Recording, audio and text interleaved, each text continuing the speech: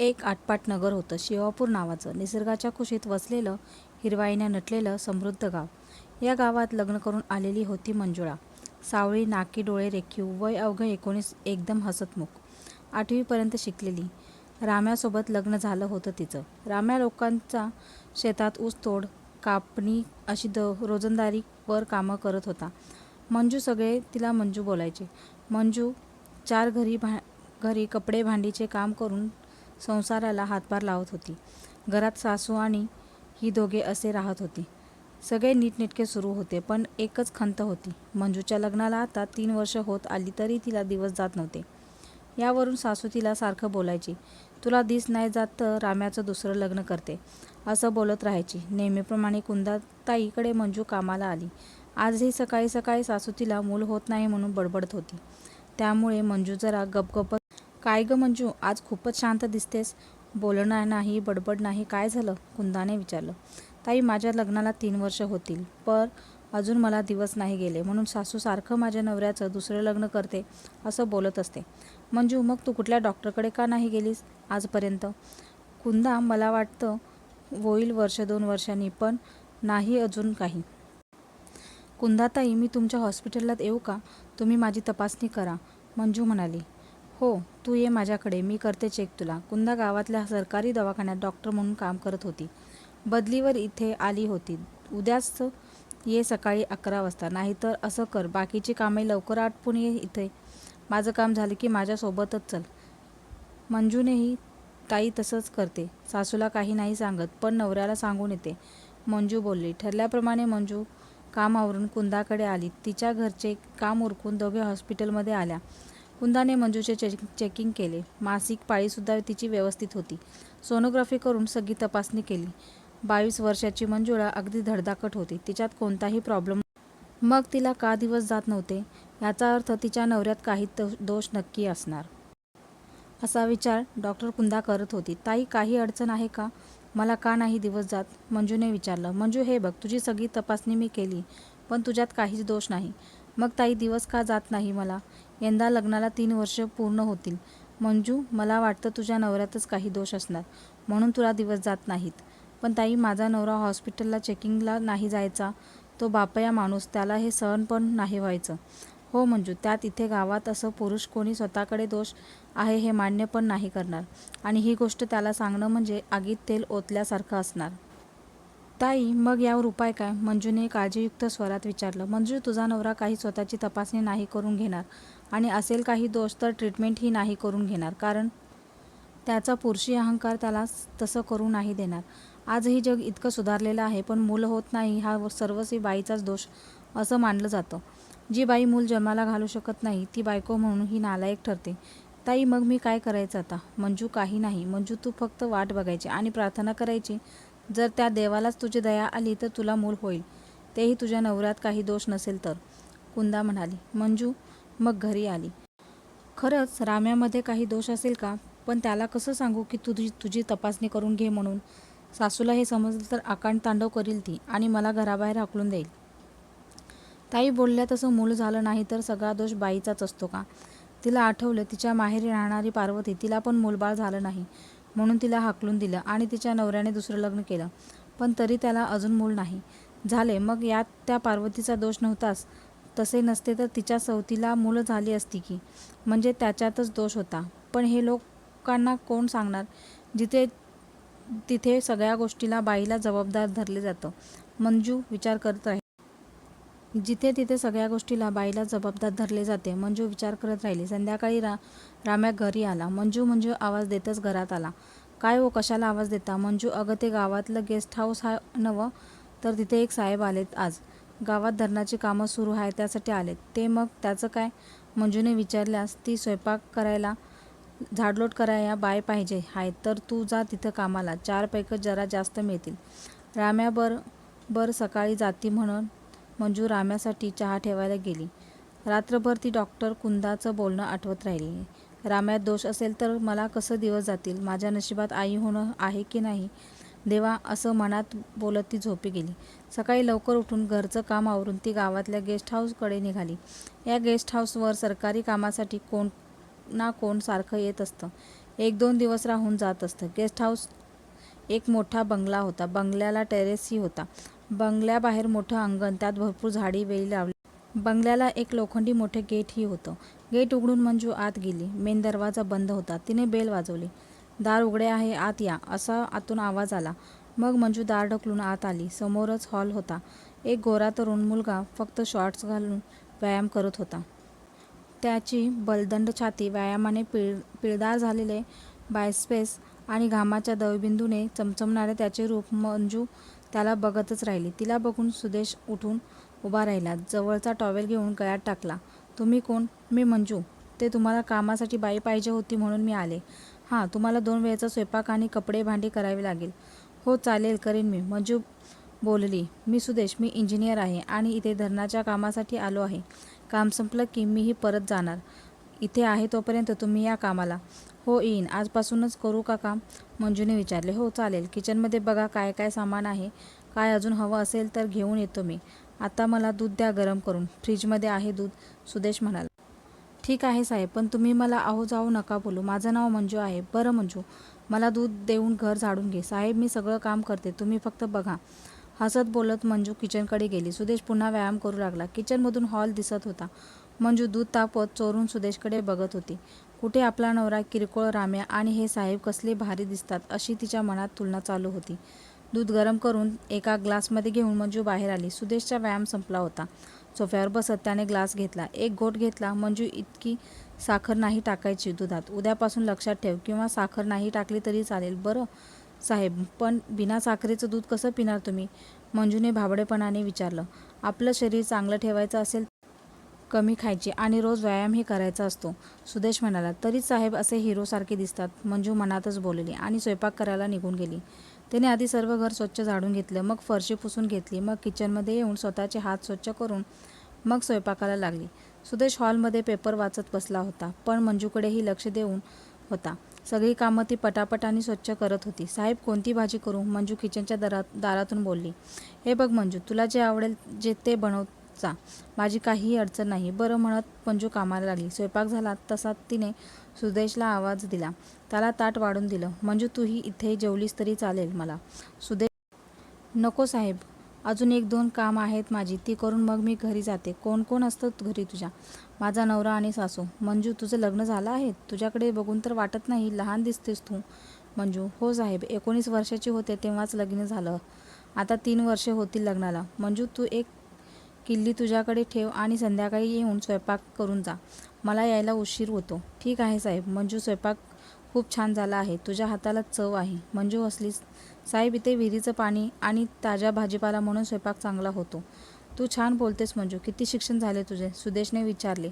फक्त 8वी शिकले. मग पुढे नाही शिकू दिलं घरच्यांनी आणि लगेच लग्न पण लावून दिलं, मंजू बोलली. सुदेशचे जेवण झाले. मंजूने त्याचे ताट उचलून सिंकमध्ये ठेवलं. सुदेश आवरून बाहेर आला. मंजू, तू कपडे आणि भांडी दाराला कुलूप लावून जा. हो साहेब, तुम्ही नका काळजी करू, मी व्यवस्थित घर बंद करून जाते. सुदेशने टी-शर्ट आणि जीन्स घातली होती. तो आता सॉक्स घालत सोफ्यावर बसला होता. एकदम रुबाबदार दिसत होता. त्याच्या टी-शर्टमधून त्याचे पिळदार दंड मंजूचं लक्ष विचलित करत होते. गावात असं कोणी इतकं छान रुबाबदार राहत नव्हतं. त्यामुळे सुदेशकडे मंजू भारावल्यासारखी बघत उभी होती. तिला तशी बघून सुदेशने विचारलं, काही काम आहे का मंजू? नाही नाही, तुम्हाला काही हवंय का म्हणून थांबले आहे. मला काही नको. तू आतून दरवाजा लावून घे आणि काम झालं की जा. सुदेश बाहेर पडला. मंजू मग बराच वेळ तशीच भारावलेल्या अवस्थेत बसून राहिली. राहिलेलं कामावरून ती डॉक्टर कुंदाकडे आली. आता रोजच मंजू लवकर उठून आवरून सुदेशकडे जात होती. तो रोज सकाळी व्यायाम करत असे. मंजू त्याच्यासाठी दूध गरम करायला ठेवून सुदेशकडे चोरून चोरून बघत असायची. सुदेश होताच तसा. कोणावरही त्याच्या व्यक्तिमत्वाची लगेच छाप पडत असे. तर काहीसं मंजूचं झालं होतं. मंजू अगदी स्वतःचं घर समजून सगळं काम नीटनेटकेपणाने करत होती. अधूनमधून सुदेश तिला आपल्या सोबत नाश्ता करायला बसवत असे. सुरुवातीला मंजूला अवघडल्यासारखं वाटायचं, पण नंतर तीही मोकळेपणाने त्याच्यासोबत नाश्ता तर कधी जेवण करू लागली. सुदेश त्याच्या कामात पूर्णपणे मग्न असायचा. धरणाचे काम लवकरात लवकर पूर्ण करायचं होतं. काम संपायला किमान 3-4 महिने लागणार होते. मंजूसोबत तो मनमोकळेपणाने तो वागत होता, पण त्याच्या वागण्या बोलण्यात ही एक मर्यादा होती. मंजूला समजले होते की सुदेश एक सालस आणि माणुसकी जपणारा माणूस होता. त्याच्या वागण्यात खोटेपणा किंवा इतर पुरुषांसारखा लालचीपणा नव्हता. कुठेतरी मंजूला सुदेशबद्दल आकर्षण वाटू लागले होते, पण तीही तिच्या मर्यादा जाणून. असेच 1 महिना निघून गेला. मंजू सुदेशकडे अगदी घरच्यासारखं काम करत होती.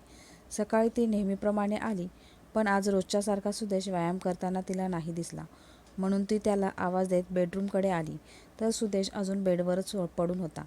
"साहेब, काय झालं तुम्हाला? बरं वाटत नाही का?" म्हणत मंजू त्याच्या जवळ आली. "काही नाही मंजू, जरा डोकं दुखतं आहे," सुदेश म्हणाला. "थांबा, मी बाम लावून डोकं चेपून देते," म्हणत मंजू बेडवर त्याच्या बाजूला बसली आणि त्याचं डोकं चेपून देऊ लागली. तर त्याचं डोकं तिला गरम लागलं. "साहेब, तुम्हाला तर ताप आला आहे. तुम्ही काही औषध घेतलं का?" "नाही, आता अचानक डोकं दुखायला लागलं." "थांबा, मी आलेच," म्हणत मंजू किचनकडे गेली आणि मिठाचं पाणी घेऊन त्याच्याजवळ बसत तिने गार मिठाच्या पाण्याच्या पट्ट्या त्याच्या डोक्यावर ठेवली. जवळजवळ 10-15 मिनिटं ती पट्ट्या ठेवत होती. मग ती त्याच्या कपाळाला बाम लावून डोकं चेपू लागली. त्याच्या राकट स्पर्शाने तिच्या अंगावर शहारा फुलत होता. त्याचा स्पर्श मनात साठवून घ्यावा असं तिला वाटत होतं. ती अगदी प्रेमाने सुदेशचं डोकं चेपत राहिली. तो डोळे बंद करून झोपला होता. त्याला झोप लागून गेली तसं मंजू तिथून उठली आणि काम करू लागली. त्याला काहीतरी नाश्ता बनवून खायला घालून मग जावं असं तिने ठरवलं. थोड्या वेळाने सुदेश उठला. त्याला आता थोडं बरं वाटत होतं. मंजूने त्याच्यासाठी गोड शिरा बनवला होता. तो बळे त्याला खायला दिला. मग त्याच्याकडे असणारी तापावरची गोळी त्याने घेतली. "साहेब, आज कामावर जाऊ नका. ताप आहे तुम्हाला," मंजू म्हणाली. "हो, आज सुट्टी घेईन. तू स्वयंपाक काही जास्त बनवू नको." "मला खायला नाही जाणार," सुदेश म्हणाला. "डाळ भाताची खिचडी बनवते, तेवढं खा आणि आराम करा. मी संध्याकाळी येईन." मंजू मग कामावरून निघून गेली. किती साधे आणि सरळ मनाची आहे ही मंजू, असं सुदेशच्या मनात येऊन गेलं. संध्याकाळी मंजू परत कामावर आली. "साहेब, ताप कमी झाला का?" "हो मंजू, आता एकदम फ्रेश वाटत आहे. मी आलं टाकून मस्त चहा बनवून आणते," म्हणत मंजू किचनकडे गेली. म्हणत मंजू किचनकडे गेली. ती चहा घेऊन आली. सुदेशने तिलाही आपल्यासोबत चहा घ्यायला लावला. "मंजू, आताही जेवणात फक्त डाळ आणि भात बनव. मला जास्त भूक नाही," सुदेश म्हणाला. मंजू मग रात्रीचा स्वयंपाक बनवून निघून गेली. सकाळी पुन्हा कामावर आली. आज सुदेशला पूर्ण बरं वाटत होतं. तो त्याच अवतारात होता आणि मंजू तिचं काम करत होती. कपडे धुवून ती सुकायला टेरेसवर टाकत असे तसे ती टेरेसवर गेली. कपडे टाकून खाली येत होती. टेरेसकडे जायला जिना हॉलमधून होता. जिन्यावरून येताना ओल्या पायामुळे एक पायरी चुकली आणि मंजूचा पाय घसरला. सरळ 2-4 पायऱ्या ती खाली घसरत पडली. "आई गं," म्हणत तिथेच पाय धरून बसली. तिच्या आवाजाने बेडरूममध्ये आवरत असलेला सुदेश बाहेर आला. त्याने पाहिलं मंजू पायरीवर बसून होती आणि बादली खाली आली होती. "मंजू, अगं कशी काय पडलीस तू? जरा सांभाळून काम करत जा," सुदेश बोलला. मंजू उठून उभी राहिली, पण पायात जोरात कळ आली. तिचा पाय मुरगळला होता. "थांब," म्हणत सुदेश मंजूजवळ आला आणि तिच्या हाताला धरून हळूहळू तिला खाली घेऊन आला. सोफ्यावर तिला बसवलं. पाय खूप दुखत होता. "मंजू, बस इथे." सुदेश पायाला लावायला एक क्रीम घेऊन आला. "मंजू, पाय इकडे कर." "साहेब, राहू दे, मी लावते, द्या इकडं," मंजू म्हणाली. "असू दे, मी लावतो." मंजूच्या गोट्याजवळ लचक भरली होती. सुदेशने हातावर क्रीम घेतली तसं मंजूने आपली साडी जरा वर घेतली. सुदेश हळुवारपणे तिच्या नाजूक पायाला क्रीम लावत होता. त्याच्या हाताचा थंड स्पर्श तिला तिची वेदना विसरायला भाग पाडत होता. त्याचे तिच्या चेहऱ्यावर येणारे उष्ण श्वास तिचा संयम ढवळू लागला होता. सुदेश हळूवार दाब देत तिचा पाय चेपत होता. त्याचा स्पर्श तिला मोहून टाकत होता. तिने त्याच्या नजरेत बघितलं तसं त्यानेही पाहिलं. तिच्या नजरेत एक आव्हान होतं. तिची नजर मादक झाली होती. तोही काही सेकंद तिच्या नजरेत हरवून गेला. आदिरतेने तिने त्याच्या ओठावर आपले ओठ टेकले. सुदेशनेही मग तिचे ओठ आपल्या ताब्यात घेतले आणि तिला किस करू लागला. मंजू आता बेभान झाली. सुदेशलाही स्वतःवर कंट्रोल ठेवणं अशक्य झालं होतं. त्याने मंजूला आपल्या हातावर उचलून घेतलं. तिने आपसूक त्याच्या गळ्यात हात टाकले. सुदेश बेडरूममध्ये आला आणि मंजूला त्याने अलगद बेडवर ठेवलं. त्याने हलकेच तिच्या कपाळावर किस केलं.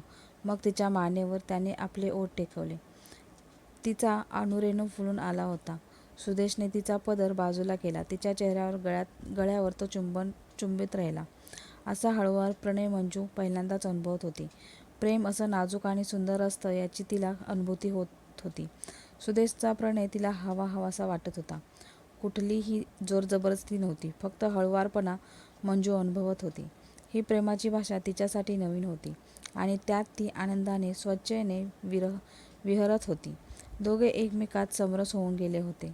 थोड्या वेळाने सुदेश तिच्यापासून बाजूला मंजू, हे जे आपल्यात घडलं ते अनवधानाने झालं. खरं तर माझंच चुकलं.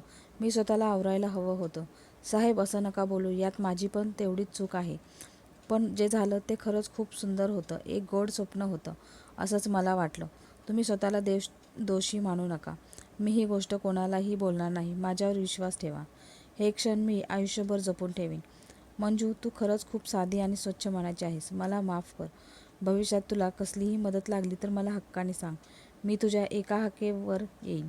मंजूने प्रेमाने सुदेशला घट्ट मिठी मारली. त्याने तिच्या डोक्यावरून हात फिरवला. त्या स्पर्शात आधार, विश्वास होता. मंजू घरी आली. ती खूप आनंदात होती. ते क्षण एका स्वप्नासारखे ती कायम जपून ठेवणार होती. मंजू आणि तिचं काम असं रुटीन चालू होतं. सुदेशकडेही जात होती. महिना झाला आणि मंजूची पाळी चुकली. कामाच्या नादात तिला समजलेच नाही. दुसऱ्या महिन्यात तिच्या लक्षात आले. ती खूप खुश झाली. आपल्याला नक्की दिवस गेले असणार या भावनेने सुखावली. तिला सुदेशसोबतचा तो प्रणय आठवला. याचा अर्थ हे मूल त्याचं होतं. ज्या अर्थी इतके दिवस तिला दिवस गेले नाही आणि आत्ताच पाळी चुकली म्हणजे नक्की हे मूल सुदेशचंच आहे. पण असो, आपण आई. तिला बाकी गोष्टी गौण वाटू लागल्या. 3 महिने उलटून गेले तसे तिने सासूला आणि नवऱ्याला सांगितलं की ती आई होणार आहे. ते दोघेही खुश झाले. आता मंजूचं पोट जरा जरा दिसू लागलं होतं. कुंदाकडे ती कामाला येतच होती. कुंदाच्या चाणाक्ष नजरेने तिचं वाढलेलं पोट ओळखलं. मंजू, तुला दिवस गेलेत का गं? पोट दिसू लागले आहे तुझं. मंजू क्षणभर दचकली. मग कुंदा जवळ येऊन म्हणाली, हो ताई. पण हे कसं झालं? तू नवऱ्याला कुठे दाखवला होतं का डॉक्टरकडे? नाही ताई, पण तुम्हाला एक सांगू का? बोल, काय सांगायचं आहे? ताई, आधी मला वचन द्या की मी जे सांगणार ते तुम्ही बाहेर कोणाजवळही बोलणार नाही. ताई, माझा विश्वास आहे तुमच्यावर, म्हणून हे सांगायचं धाडस करते. मंजू हात जोडून म्हणाली. बोल, मी कोणाला काही नाही सांगणार, कुंदा म्हणाली. मग सुदेशकडे कामाला लागल्यापासूनच्या सगळ्या घटना मंजूने कुंदाला सांगितल्या. ताई, आमच्यात जे झालं ते त्या क्षणाला भाळून झालं. यात चूक, बरोबर, पाप, पुण्य हे काही मला नाही माहीत. पण मी आई होणार. माझं बाळ असणार, हे जास्त महत्त्वाचं आहे. माझी सासू नवऱ्याचं दुसरं लग्न करायला निघाली होती ताई. या बाळामुळं माझा संसार वाचला. मला लोक वांज नाही बोलणार. हे एक स्वप्न होतं असं मी मनाला समजावलं आहे. मला फक्त आई व्हायचं आहे. तुम्ही पण एक आई आणि बाई पण आहात. तुम्ही मला समजून घ्याल. मंजू, तुझी मातृत्वाची आस बघता त्यापुढे नीती अनिती काहीच मायने नाही ठरत. तो एक क्षण आला आणि तुम्ही दोघं वाहवत गेला. पण त्या क्षणाने तुला मातृत्व बहाल केलं. त्यानंतर कधी त्या साहेबांनी तुझ्याशी असे वर्तन केलं का? मंजू, कुंदाने. नाही ताई, उलट त्यांनी माझी माफी मागितली. पण मीही तेवढीच जबाबदार आहे या साऱ्याला. साहेबांनी पुन्हा कधी माझ्याकडे त्या नजरेने बघितलं पण नाही. मंजू, ही गोष्ट फक्त आपल्या दोघीत राहील. हा माझा शब्द आहे तुला. ताई, खूप आभारी आहे तुमची. मला समजून घेतले. मंजूचे डोळे भरून आले होते. मंजू, आता काळजी घे आणि बाळाला जन्म दे. माझ्याकडे ये, मी ट्रीटमेंट सुरू करते. हो ताई, आनंदाने बोलत मंजू काम करून निघून गेली. खरंच कधी कधी अज्ञानात सुख असतं हे मंजूकडे बघून कुंदाला समजलं होतं.